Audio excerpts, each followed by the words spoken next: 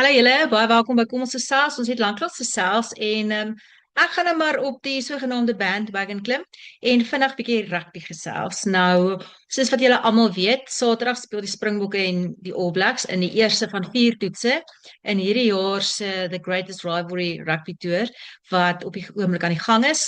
Die All Blacks het nou die Stormers, die Sharks en die Bulls geklop.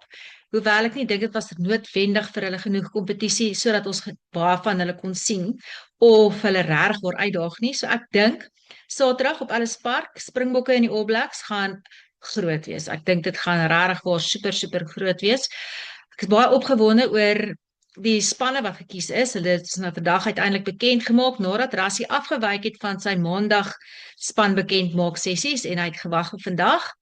Sasha wat begin op 10, geen Pollard op die bank nie. Andre Esterhuizen op die bank. Ek wonder, so tong in die kies, is dit dan nou word hy getel as 'n voorspeler of 'n agterspeler, want is dit 'n 6-2 split of is dit 'n 3-5 split? Ek is nogal nuuskierig, wat is julle opinie daaroor?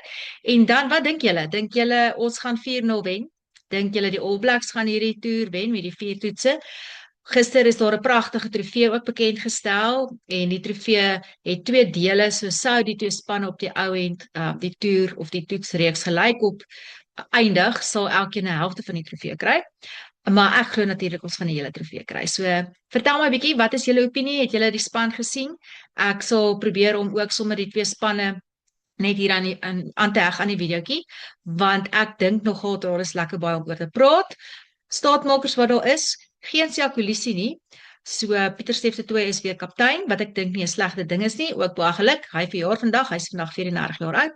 En ja, kom ons kyk. Ons kan nie wag vir Saterdag se eerste toets in die All Blacks nie. Ons gesels gou weer. Lekker dag.